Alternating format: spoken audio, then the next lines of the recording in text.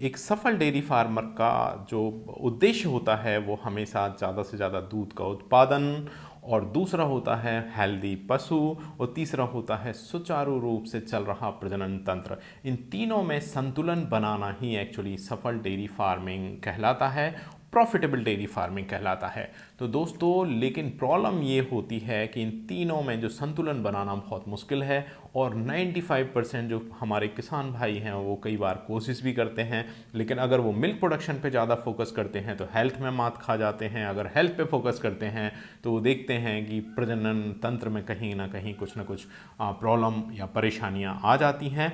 तो आज मैं जो बात करने जा रहा हूँ वो बहुत ज़्यादा इम्पोर्टेंट है, आपके फ़ायदे की बात है, और मैं बताऊंगा कि कौन कौन सी बातों का कब ध्यान रखें, कौन सी चीज़ खिलाएंगे तो कैसे आपको क्या रिजल्ट मिलेंगे, और जो छोटी छोटी सी अगर बातों का ध्यान रखेंगे तो आपको इन सारी समस्याओं से निजात मिलेगी। दोस्तों, हमें एनिमल एक मौका देता है कि हम तीनों में संतुलन बना के रखें, तीनों बातों में संतुलन बना के रखें, और वो जो मौका है वो कहलाता है ट्रांजिशन पीरियड। ट्रांजिशन पीरियड का मतलब होता है जनने के 21 दिन पहले का जो पीरियड होता है, मतलब एक अवस्था से जब वो दूसरी अवस्था में प्रवेश करता है एनिमल, उसकी अवस्था में जो परिवर्तन होता है उसको हम ट्रांजिशन पीरियड बोलते हैं। ट्रांजिशन पीरियड मतलब जनने के 21 दिन पहले का, इसको याद कर लीजिए, दिमाग में बैठा लीजिए, बहुत इंपॉर्टेंट पीरियड होता है, और यही डिसाइड करता है जो ट्रांजिशन पीरियड में आपने क्या किया उस पशु के साथ, किस तरीके से मैनेजमेंट किया, किस तरीके से क्या खिलाया, तो यही डिसाइड करेगा कि आने वाले टाइम में आपको क्या क्या समस्याएं देखने मिलेंगी या नहीं मिलेंगी, जर अटकेगी या नहीं अटकेगी, या उसका कितना मिल्क प्रोडक्शन होगा, कितना एनिमल खाएगा या ड्राई मैटर इनटेक होगा, या वो कब जनने के बाद हीट पे आएगा नहीं आएगा। ये सारी बातें डिसाइड करता है वो ट्रांजिशन पीरियड 21 दिन पहले, जनने के 21 दिन पहले। तो यहाँ पे दो बातों का विशेष तौर पे ध्यान रखना है। मैं हमेशा आप लोगों से यही कहता हूँ कि मेरे जो वीडियोस होते हैं ये हमेशा वैज्ञानिक आधार पे होते हैं, हमेशा साइंस पे बेस्ड होते हैं। तो एक एक बात आप ध्यान से सुनिएगा, वीडियो को आखिरी तक देखिएगा। वो कौन सी दो बातें आपको ध्यान में रखनी हैं इसमें आपको जो ट्रांजिशन पीरियड में, ताकि आपको तीनों चीज़ें मिल सकें।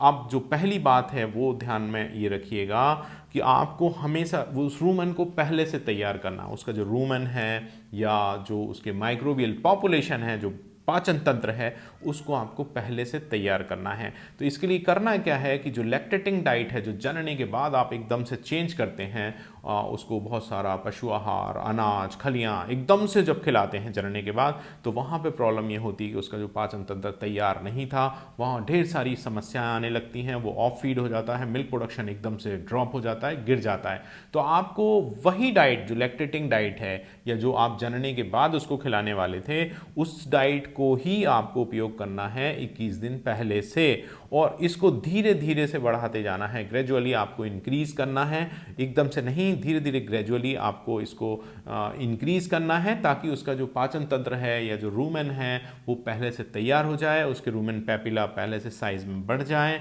और उसके माइक्रोब्स तैयार हो जाएं, उसका रूमेन तैयार हो, ताकि आप जब बाद में जब फीड बढ़ाते हैं, जब मिल्क प्रोडक्शन बढ़ता है, तो वहाँ पे कोई कॉम्प्लिकेशन ना हो, पहले से वो प्रिपेयर्ड हो जाए। तो आपको पहला पॉइंट यही है कि रूमेन को तैयार करना है।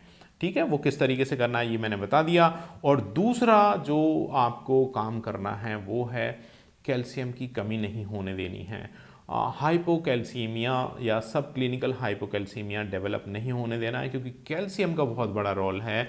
कैल्शियम अगर कम होगा तो सबसे पहले रूमेन की मोटिलिटी या रूमेन कॉन्ट्रैक्शन कम हो जाएगा, क्योंकि कैल्शियम का मांसपेशियों के सिकुड़ने फैलने में बहुत बड़ा रोल होता है।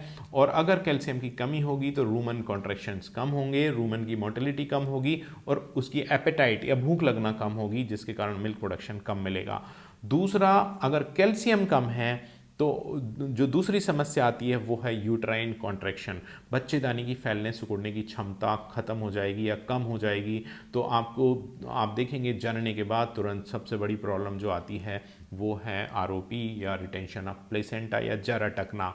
और जर अगर एक बार अटक गई तो ऐसे पशु में बहुत बड़ी समस्या पैदा होती, वो आपको भी पता है। जर कई बार रह जाती है, कई बार बाद तक बच्चेदानी से डिस्चार्ज आता रहता है, वो ढेर सारी समस्याएं पैदा होती हैं। और तीसरा जो है इम्पॉर्टेंट बात ये है वो है यूट्राइन इन्वोल्यूशन, या बच्चेदानी से जब बच्चा बाहर आता है उसके बाद जो क्षति जो उसको पहुंचती, टूट फूट जो होती है बच्चेदानी में, वो बाद में रिपेयर होती है। और अगर उस टाइम पे कैल्शियम की कमी होगी तो वो रिपेयर नहीं हो पाएगी जल्दी से। उसके कारण आपको जो एनिमल की जो हीट है वो 60 दिन के अंदर जो देखने को मिलती है, वो उसमें बहुत ज़्यादा टाइम लग जाएगा। हो सकता है वो हीट पे ना भी आए अगर आपने कैल्शियम की कमी रही और वो कॉन्ट्रैक्ट नहीं हुआ प्रॉपरली, तो उसका जो जो जो वेस्टेज या जो डिस्चार्ज जो होता है जल्दी से, जो वहाँ की जो गंदगी बाहर निकालता है वो एनिमल वो बच्चेदानी से, तो उसमें उसको मदद नहीं मिलेगी और वहाँ पे प्रॉब्लम आएगी डिलेड हीट की, या बार बार रिपीट होने की समस्याएं भी पैदा होती हैं। तो कैल्शियम को कैसे मेंटेन करें, कैल्शियम को कैसे मेंटेन करें, ये सबसे बड़ा क्वेश्चन आता है। तो सबसे पहले तो आपको क्या करना है, 3 चीज़ें आपको बंद करनी है। कैल्शियम इन 21 दिनों में आपको जनने के 21 दिन पहले या जो ट्रांजिशन पीरियड है उसमें सबसे पहले तो कैल्शियम बंद करना है। अब आप बोलेंगे कि सर कैल्शियम, आप एक तरफ तो बोलते हैं कैल्शियम की कमी नहीं आने देना है, दूसरी तरफ बोल रहे हैं कि कैल्शियम बंद कर देना है। ऐसा क्यों? दोस्तों, आप सभी जानते हैं कि कैल्शियम जो है, कैल्शियम का जो टोटल जो स्टोर होता है उसकी बॉडी में, उसका 99% उसकी हड्डियों में होता है, उसकी बोन में होता है।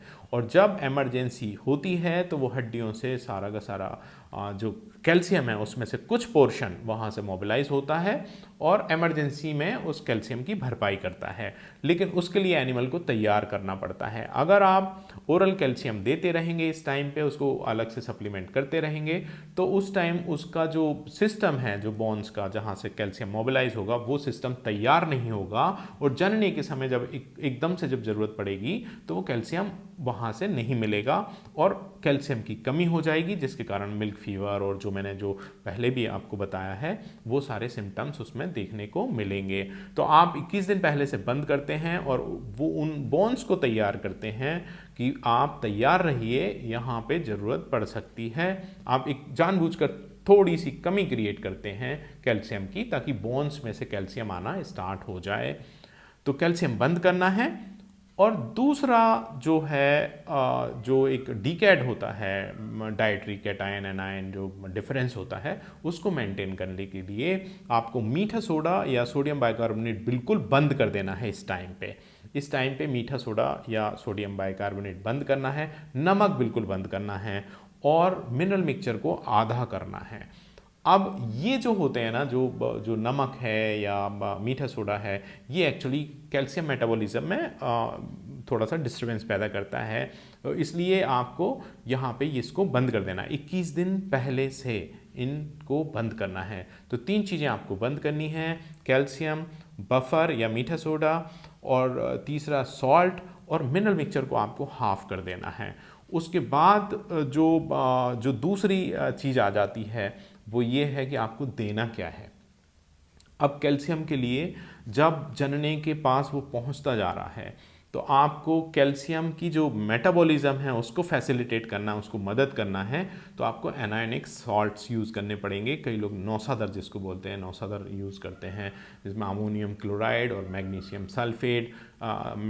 सल्फेट ये यूज़ करते हैं। आप अमोनियम क्लोराइड 50 ग्राम और मैग्नीशियम सल्फेट 100 ग्राम तक उपयोग कर सकते हैं।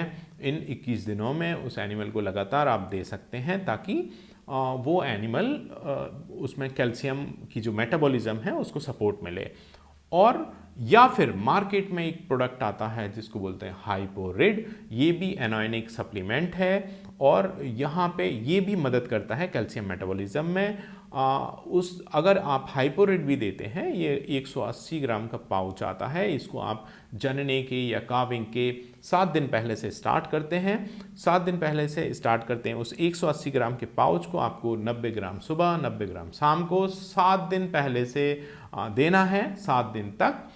उससे आपको ये जो कैल्शियम वाली जो प्रॉब्लम है उसकी मिल्क फीवर की प्रॉब्लम नहीं आएगी और बाकी जो प्रॉब्लम्स हैं वो भी काफ़ी हद तक रिड्यूस हो जाती हैं। साथ में अब जो एक्स्ट्रा जो रिक्वायरमेंट है कैल्शियम की, वो हम कैसे पूरी करें काविंग के टाइम। तो एक और आप कैल्शियम सप्लीमेंट का नाम याद रखिए, वो है कैलअप।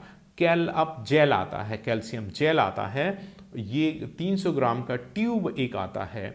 तो आप 2 ट्यूब लीजिए और जनने के पहले एक ट्यूब और जनने के बाद, मतलब काविंग के पहले एक ट्यूब देना है कैलअप जेल का, और जनने के बाद एक ट्यूब देना है कैलअप जेल का। इससे क्या होगा, जो भी एक्स्ट्रा रिक्वायरमेंट है उसकी, वो कैल्शियम उसको मिल जाएगा, एकदम जो रिक्वायरमेंट होती है वो मिल जाएगा। उसके बाद से आप उसको नॉर्मल डाइट पे ला सकते हैं।